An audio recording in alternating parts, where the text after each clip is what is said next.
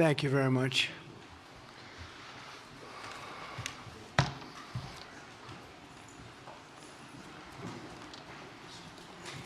That's a lot of press. Congratulations. You bring them out. You really bring them out. Today, I'm delighted to welcome Israeli Prime Minister Benjamin Netanyahu back to the White House. It's a wonderful feeling and a wonderful event. We had fantastic talks, and thank you very much with your staff. He's the first foreign head of state to visit during our administration, and Bibi, I want to say it's an honor to have you with us. Over the past 4 years, the U.S. and the Israeli alliance has been tested more than any time in history. But the bonds of friendship and affection between the American and Israeli people have endured for generations, and they are absolutely unbreakable. They are unbreakable. I'm confident that under our leadership, the cherished alliance between our two countries will soon be stronger than ever. We had a great relationship. We had great victories together 4 years ago. Not so many victories over the past 4 years, however. In my first term, Prime Minister and I forged a tremendously successful partnership that brought peace and stability to the Middle East like it hadn't seen in decades. Together, we defeated ISIS. We ended the disastrous Iran nuclear deal, one of the worst deals ever made, by the way, and imposed the toughest ever sanctions on the Iranian regime. We starved Hamas and Iran's other terrorist proxies, and we starved them like they had never seen before. Resources and support disappeared for them. I recognized Israel's capital, opened the American embassy in Jerusalem, and got it built, by the way. Built it too, just not only designated it, but got it built at a price that nobody's seen for 40 years. We got it built, it's beautiful, all Jerusalem stone, right from nearby, and it's something that's very special. And recognized Israeli sovereignty over the Golan Heights, something that they talked about for 70 years, and they weren't able to get it, and I got it. And with the historic Abraham Accord, something that was really an achievement that was, I think, going to become more and more important because we achieved the most significant Middle East peace agreements in half a century, but the Abraham Accords in particular, and I really believe that many countries will soon be joining this amazing peace and economic development transaction. It really is a big economic development transaction. I think we're going to have a lot of people signing up very quickly. Unfortunately, for 4 years, nobody signed up. Nobody did anything for 4 years except in the negative. Unfortunately, the weakness and incompetence of those years, those past 4 years, the grave damage around the globe that was done, including in the Middle East, grave damage all over the globe. The horrors of October 7th would never have happened if I were president. The Ukraine and Russia disaster would never have happened if I were president. Over the past 16 months, Israel has endured a sustained, aggressive, and murderous assault on every front, but they fought back bravely. You see that, and you know that. What we have witnessed is an all-out attack on the very existence of a Jewish state in the Jewish homeland. The Israelis have stood strong and united in the face of an enemy that has kidnapped, tortured, raped, and slaughtered innocent men, women, children, and even little babies. I want to salute the Israeli people for meeting this trial with courage and determination and unflinching resolve. They have been strong. In our meetings today, the Prime Minister and I focused on the future, discussing how we can work together to ensure Hamas is eliminated and ultimately restore peace to a very troubled region. It's been troubled, but what's happened in the last 4 years has not been good. I want to thank Prime Minister Netanyahu for working closely with my transition team, the Special Envoy Steve Witkoff, who's here somewhere. Steve? Stand up, Steve, please. What a job you've done. What a good job you've done. Proud of you. Done a fantastic job. National Security Advisor Mike Waltz. Thank you, Mike, for working so well with us. Thank you. We have In addition, Marco Rubio, who is on the phone right now, listening to every single word that we say, and he's going to be great. And Pete, congratulations. And Scott, congratulations. I see you're here. And Caroline's been doing a great job. She's really probably talked about more than anybody here. She's done a fantastic job, and thank you very much, Caroline. We're proud of you. But we'll only be satisfied when all of these problems are solved, and we have the team to solve them, and that's going to happen. And it's going to happen, I think, very quickly. I also strongly believe that the Gaza Strip, which has been a symbol of death and destruction for so many decades, and so bad for the people anywhere near it, and especially those who live there, and frankly, who's been really very unlucky. It's been very unlucky. It's been an unlucky place for a long time.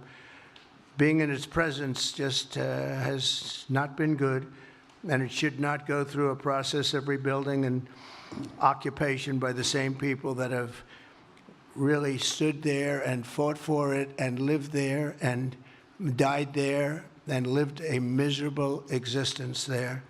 Instead, we should go to other countries of interest with humanitarian hearts, and there are many of them that want to do this, and build various domains that will ultimately be occupied by the 1.8 million Palestinians living in Gaza, ending the death and destruction and, frankly, bad luck.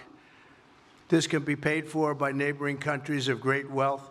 It could be 1, 2, 3, 4, 5, 7, 8, 12. It could be numerous sites, or it could be one large site.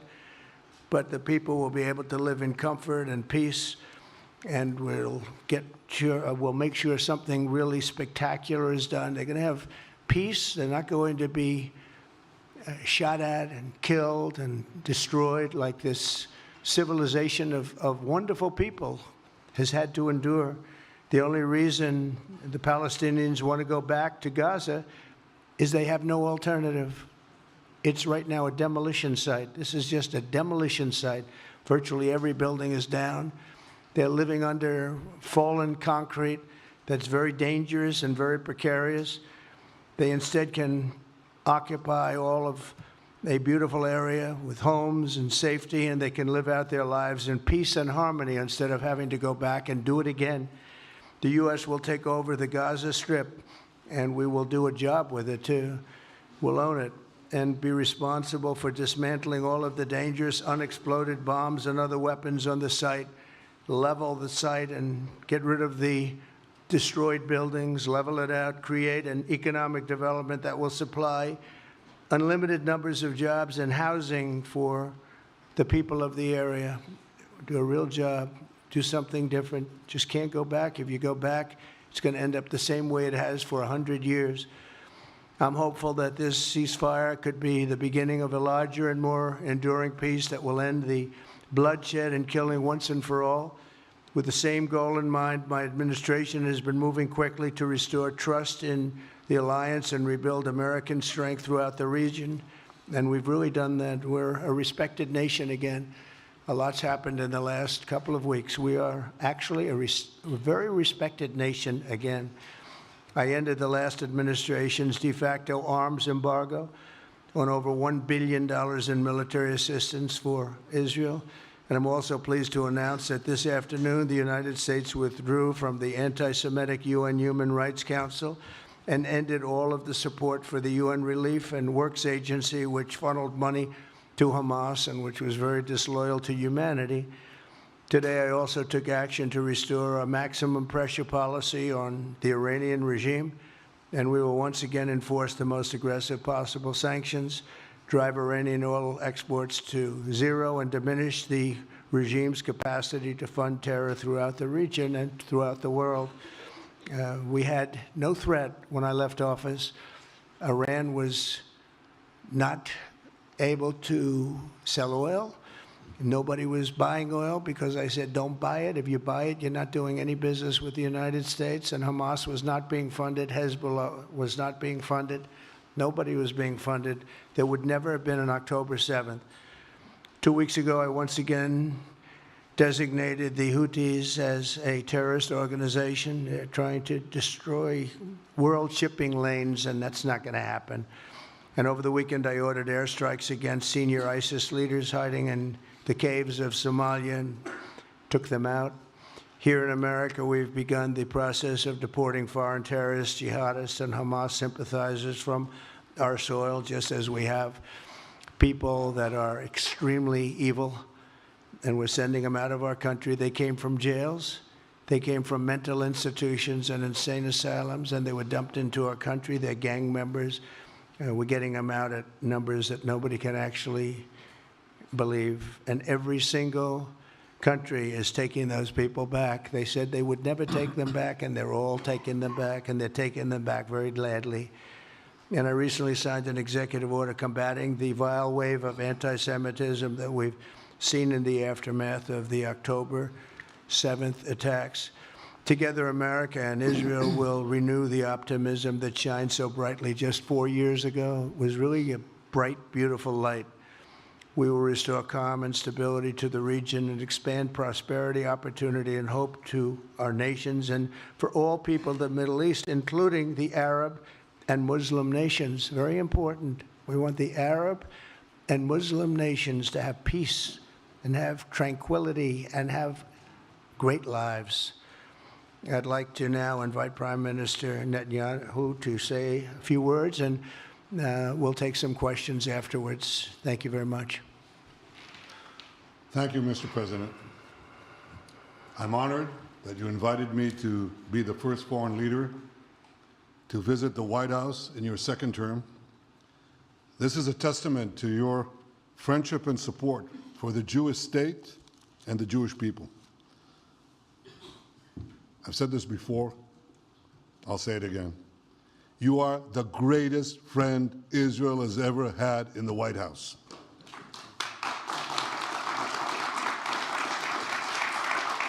And that's why the people of Israel have such enormous respect for you. In your first term, you recognized Jerusalem as Israel's capital. You moved the American embassy there. You recognized Israel's sovereignty over the Golan Heights. You withdrew from the disastrous Iran nuclear deal. I remember we spoke about it. You said, this is the worst deal I've ever seen. I'm elected, I'm walking out of it. That's exactly what you did. And I think it speaks loudly for just common sense, just looking at things and seeing them as they are. And of course, you also brokered the groundbreaking Abraham Accords in which Israel made peace with 4 Arab states. We did this in 4 months. Nothing happened for a quarter of a century, but in 4 months, we were able, working together under your leadership, to have 4 historic peace accords. And now in the first days of your second term, you picked up right where you left off. Your leadership helped bring our hostages home, among them American citizens. You freed up munitions that have been withheld from Israel. They had been withheld from Israel in the midst of a 7-front war for our existence. And you just freed it. You ended unjust sanctions against law-abiding Israeli citizens. You boldly confronted the scourge of anti-Semitism. You stopped funding, as you just said, international organizations like UNRWA that support and fund terrorists. And today, you renewed the maximum pressure campaign against Iran. Ladies and gentlemen, all this in just 2 weeks. Can we imagine where we'll be in 4 years? I can. I know you can, Mr. President. For our part, we in Israel have been pretty busy too. Since the horrendous October 7th attack, we've been fighting our common enemies and changing the face of the Middle East. On that infamous day, Hamas monsters savagely murdered 1,200 innocent people, including more than 40 Americans.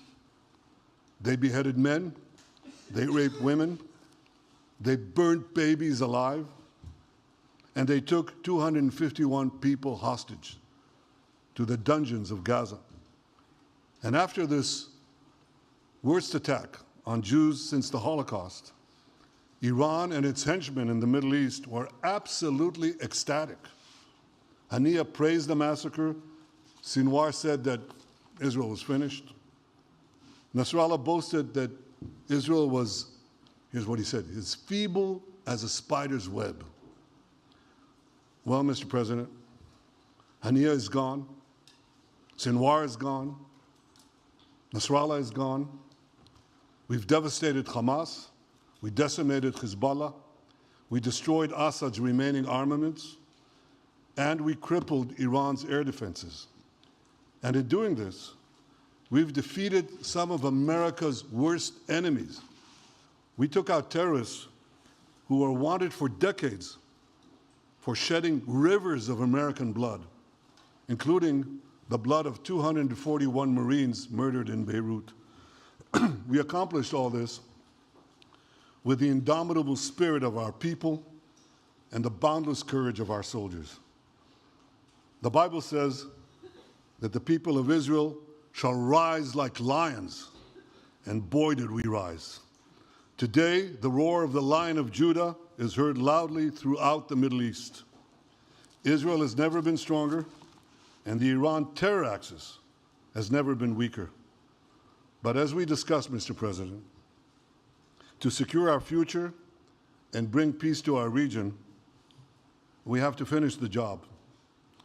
In Gaza, Israel has three goals: destroy Hamas's military and governing capabilities, secure the release of all of our hostages, and ensure that Gaza never again poses a threat to Israel. I believe, Mr. President, that your willingness to puncture conventional thinking that has failed time and time and time again, your willingness to think outside the box with fresh ideas will help us achieve all these goals. And I've seen you do this many times. You cut to the chase. You see things others refuse to see. You say things others refuse to say. And after the jaws drop, people scratch their heads and they say, you know, he's right. And this is the kind of thinking that enabled us to bring the Abraham Accords. This is the kind of thinking that will reshape the Middle East and bring peace. We also see eye to eye on Iran. That's the same Iran that tried to kill us both. They tried to kill you, Mr. President. They tried through their proxies to kill me. We're both committed to rolling back Iran's aggression in the region and ensuring that Iran never develops a nuclear weapon. Mr. President, ladies and gentlemen, Israel will end the war by winning the war. Israel's victory will be America's victory. We will not only win the war, working together, we will win the peace. With your leadership, Mr. President, and our partnership, I believe that we will forge a brilliant future for our region and bring our great alliance to even greater heights. Thank you. Thank you very much, baby. Very nice. Thank you. And J.D. Vance, everybody. J.D., please, Vice President, stand up. He's been doing a good job. He's been working very hard on all things, but this in particular.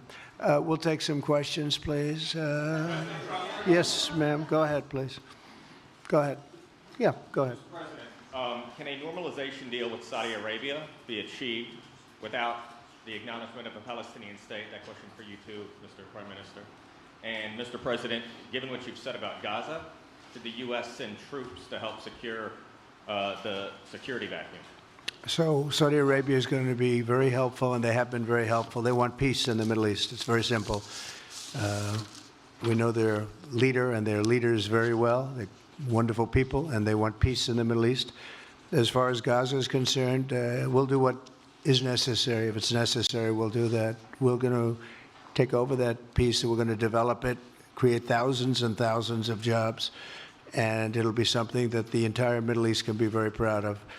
But everybody feels that continuing the same process that's gone on forever, over and over again, and then it starts, and then the killing starts, and all of the other problems start, and you end up in the same place, and we don't want to see that happen. So by the United States, with its stability and strength, owning it, especially the strength that we're developing and developed over the last fairly short period of time, I would say really since the election, I think we'll be a great keeper of something that is very, very strong, very powerful, and very, very good for the area, not just for Israel, for the entire Middle East. Very important. And we'll, again, have thousands of jobs, and there'll be jobs for everyone, not for a specific group of people, but for everybody. Okay, please. I think peace between Israel and Saudi Arabia is not only feasible, I think it's going to happen. I think if we had another half a year in your first term, it would have already happened. True. Many, many more, I agree, many more nations. I think you can't prejudge and pre-guess how we'll achieve it, but I'm committed to achieving it, and I know the President is committed to achieving it, and I think the Saudi leadership is interested to achieve it. So we'll give it a good shot, and I think we'll succeed. Yeah, please, go ahead. First of all, President Trump, did you hear from Prime Minister Netanyahu at your meeting guarantees that the ceasefire will hold, including phase 2? And Prime Minister Netanyahu wrote to you, why are you refusing to set up a national commission to investigate failures of the process? Well, I can't tell you whether or not the ceasefire will hold. We've done, I think, a very masterful job. We weren't helped very much by the Biden administration, I can tell you that. But we've gotten quite a few hostages out. We're going to get more out. But we're dealing with very complex people. And we are going to see whether or not it holds. We certainly want to have more come out. They've come out damaged in many ways, very damaged people. But they're going to get better, and they're going to be strong, and they're going to have a good life. And we hope to get as many as possible out. Whether or not it holds, I don't know. We hope it holds. We hope it holds. I think that at the appropriate time, which I think will enable us to really investigate what happens, what were the causes of the failures, by an independent commission that will be accepted by the majority of the people. We don't want it accepted by one half of the people and not the other. I think we should have it, and we should find out exactly what happened. I'm insisting on it. And believe me, it'll surprise a lot of people when it happens. Kelly, go ahead, please. President, you are outlining something that is really quite striking tonight. You are talking about... Okay. Thank you, Mr. President, Mr. Prime Minister. You are talking tonight about the United States taking over a sovereign territory.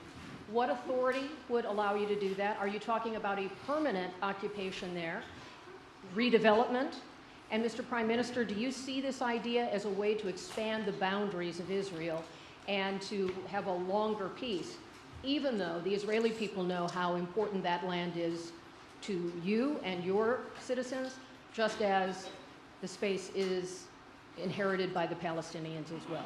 I do see a long-term ownership position, and I see it bringing great stability to that part of the Middle East and maybe the entire Middle East.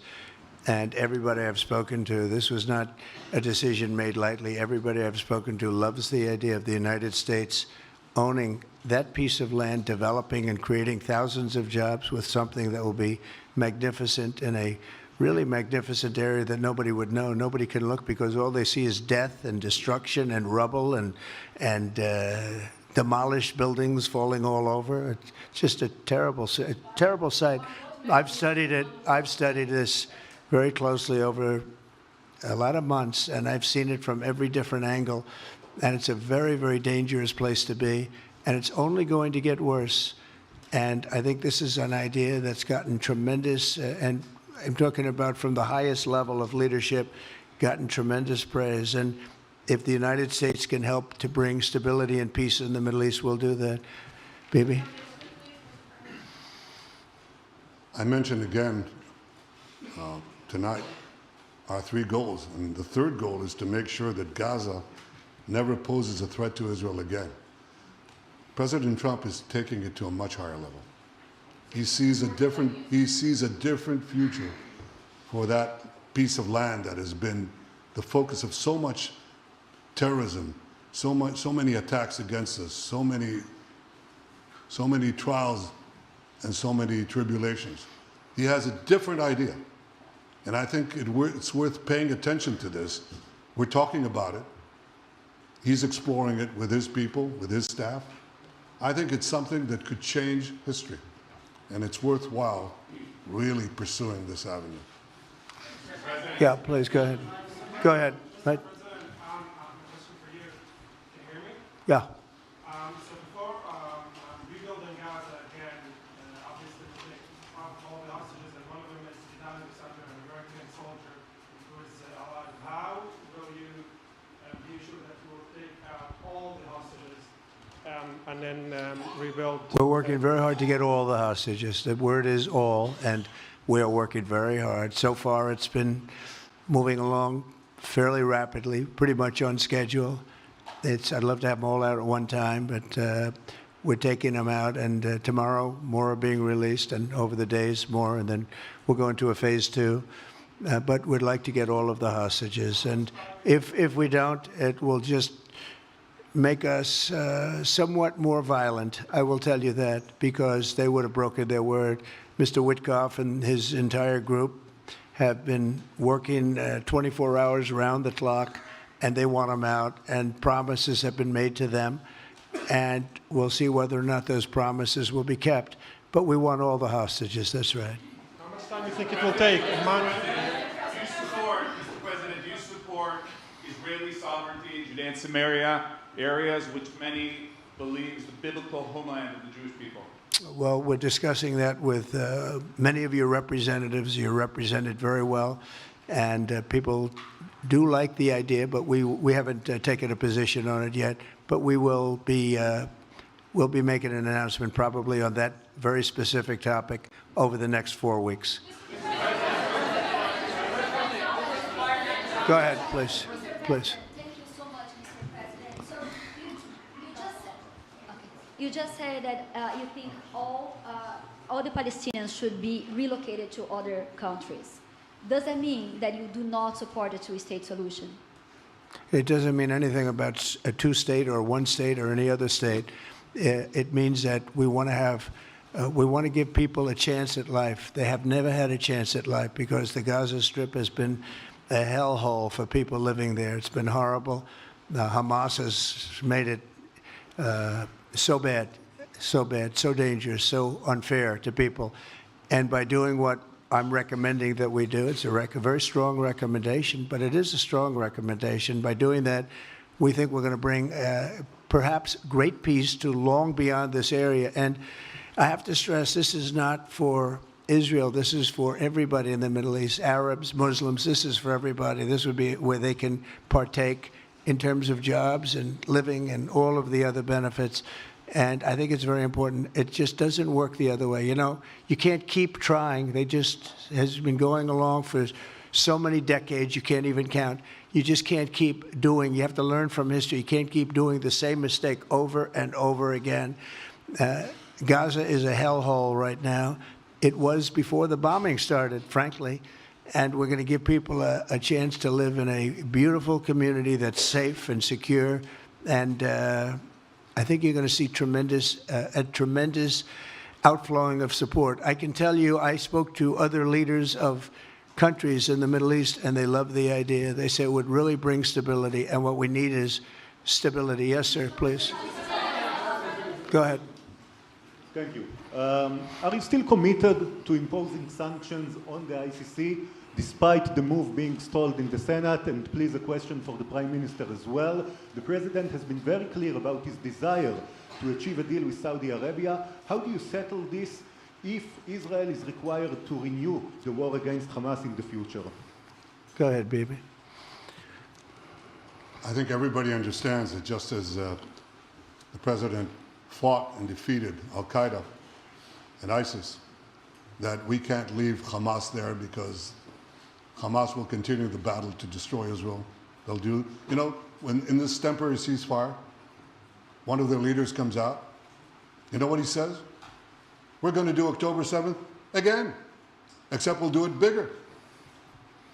So obviously, you can't talk about peace neither with Hamas or in the Middle East, if this toxic, murderous organization is left standing. Any more that you could make peace in Europe after World War II if the Nazi regime was left standing and the Nazi army was left standing. You want a different future? You got to knock out the people who want to destroy you and destroy peace. That's what we're going to do. I think that will also usher in, actually, the peace with Saudi Arabia and with others. And I think there will be others, too. Yes, ma'am. Go ahead. Woman, as high expectation from you. Do you have any plan to change Afghanistan situation? Are you able to recognize Taliban? Because I'm an Afghan journalist, Afghan suffered woman. Any comment about Afghanistan? What's your future plan for Afghan people, especially Afghanistan? I have a little hard time understanding you. Where are you from? Oh. Actually, it's a beautiful voice and a beautiful accent. The only problem is I can't understand a word you're saying. But I just say this, good luck, live in peace. Go ahead, please. That's okay, yeah, please. And Prime Minister, you said earlier today that it was tough for you to implement these sanctions on Iran, but you did indicate that you were willing to negotiate with them. What would that look like, and are you in conversations with them?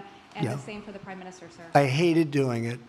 I want Iran to be peaceful and successful. I hated doing it.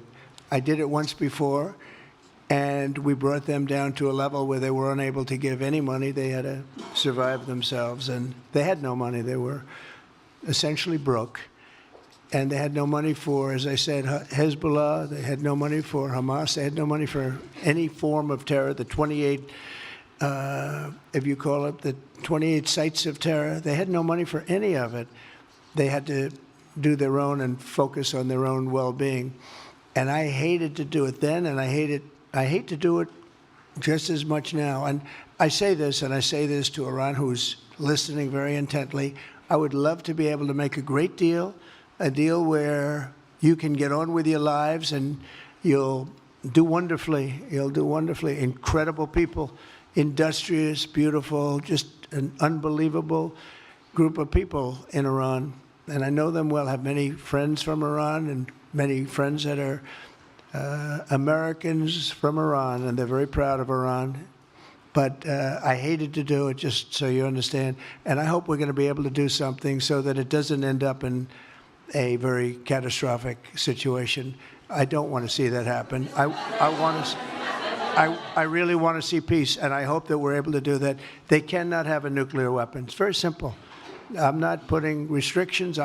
They cannot have one thing. They cannot have a nuclear weapon. And if I think that they will have a nuclear weapon, despite what I just said, I think that's going to be very unfortunate for them. If, on the other hand, they can convince us that they won't, and I hope they can. It's very easy to do. It's actually very easy to do. I think they're going to have an unbelievable future. Yeah, please, sir, go ahead. Plan for Gaza. Yes. Can you lay out your plan for Ukraine and also for Ukraine? For Ukraine, yes. You consider yourself a strong leader. You blamed your predecessor for letting Russia to take over Ukraine. Will you demand from Putin to get out of Ukraine, from sovereign territory of Ukraine? So we're dealing right now on the subject. I don't want to spend a lot of time because we're here for another reason, but we are having very good talks, very constructive talks on Ukraine.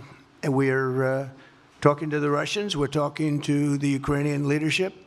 It would have never happened. That would have never happened. It should have never happened. I get reports every week, the number of soldiers, mostly soldiers now. The cities have been largely demolished. You talk about a very sad sight to see. We talk Gaza. Well, many of these cities look as bad as Gaza and worse, what's happened to them.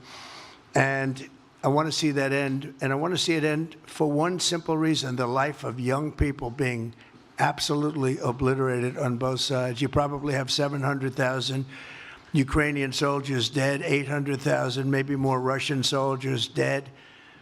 It's very flat land, and the only thing that's going to stop a bullet is a human body, in this case, usually soldiers.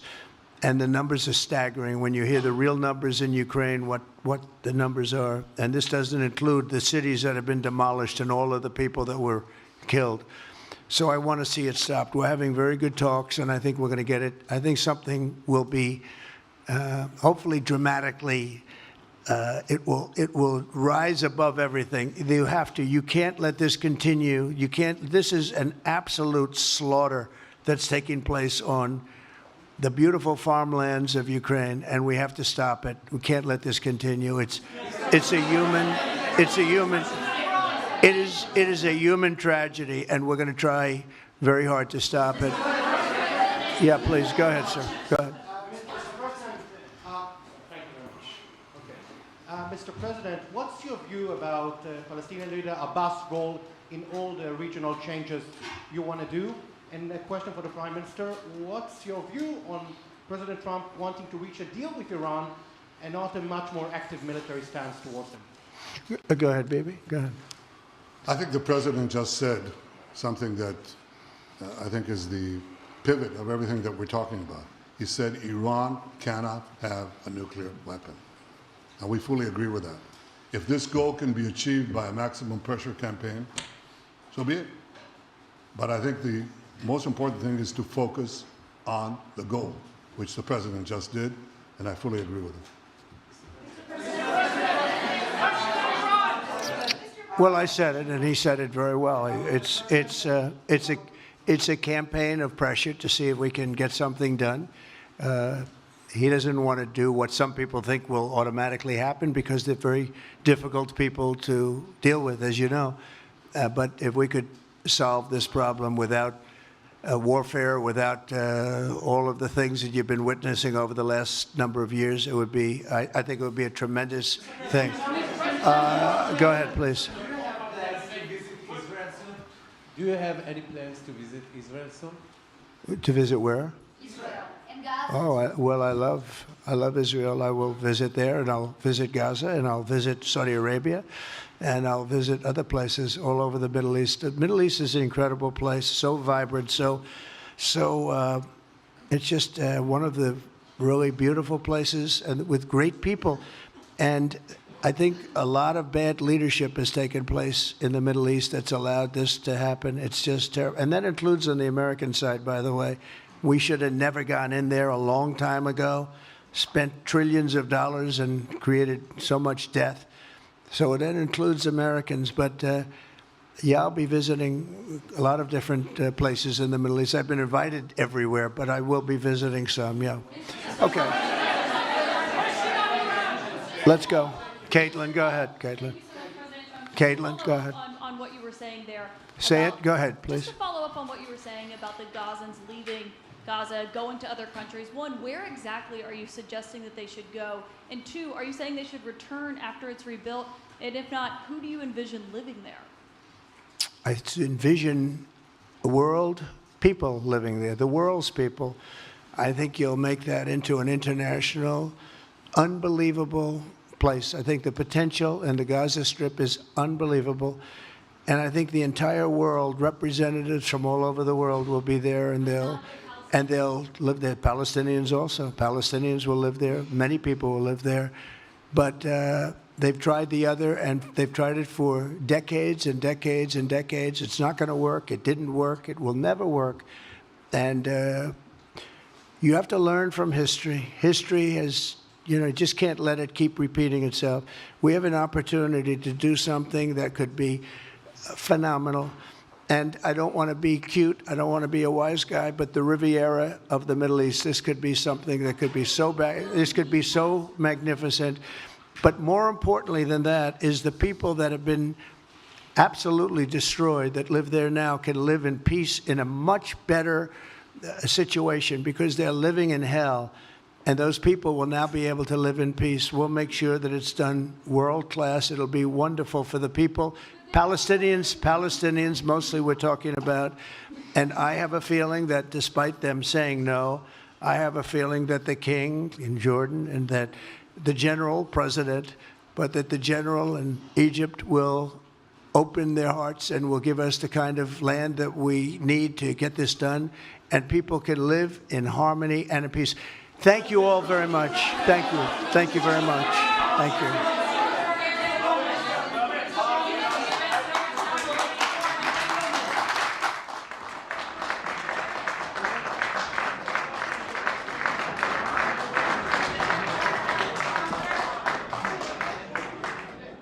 Don't miss out. Log on to oneindia.com for more updates.